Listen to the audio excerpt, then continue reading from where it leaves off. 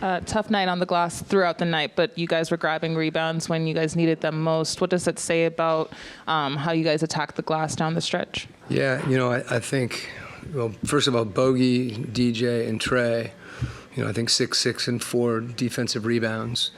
And that was the kind of game it was. I mean, they're an athletic team, and they spaced, and they drove the ball. So when you come over to help, is what we need to do. There's opportunities for them, to get on the glass. But I think we got some big ones when we needed them, and we got a couple big offensive rebounds too.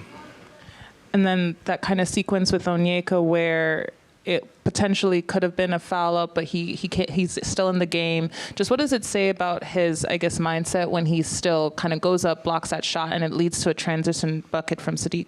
Well, it was a big play. I think the thing, that he's really effective with is just going vertical and not necessarily trying to come down because he's strong. And he's really doing a good job moving his feet and putting himself, in position. And that's just, it shows his discipline and his focus, and he's playing to his strengths. It's, if he can get in front of you, I wouldn't want to run into him. And, it's good defense is what it is. Coach, you did a lot of switching with Onuaku, and then you had, Sadiq and JJ out there kind of flip-flopping between those two. Just what did you see out of those three guys just as kind of only your bigs tonight? Yeah, with some guys out, those guys, we knew there were minutes were going to get extended, and we changed matchups a few times.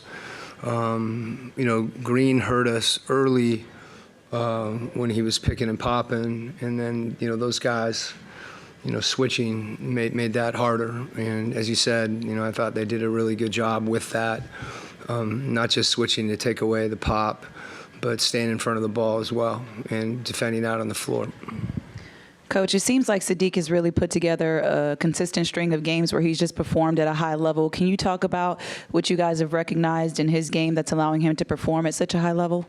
Well, first of all, I want to remember a few weeks ago when everybody was talking about his shooting, and we said, keep shooting, keep shooting, keep shooting. I'm not saying that to anybody specific, but my point is I think his mental toughness is the answer to your question, and he's tough.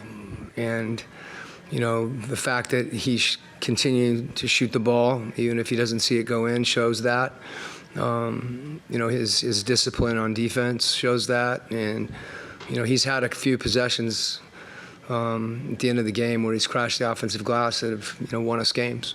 So, all the way around, he puts the time in. We've got a number of guys that, that have really worked and are getting better.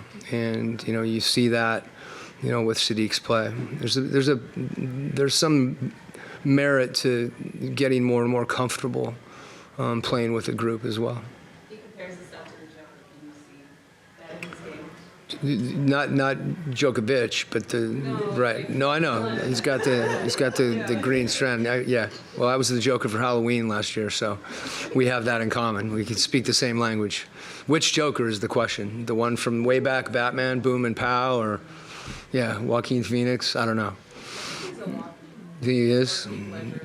Okay. There's a lot of options. You could ask him. They're all schizophrenic, though, and I don't think he's that. So. It was the most that Kobe's played. What did you see from him on both ends of the floor? I thought he did a terrific job. He took shots when he's open, which we want.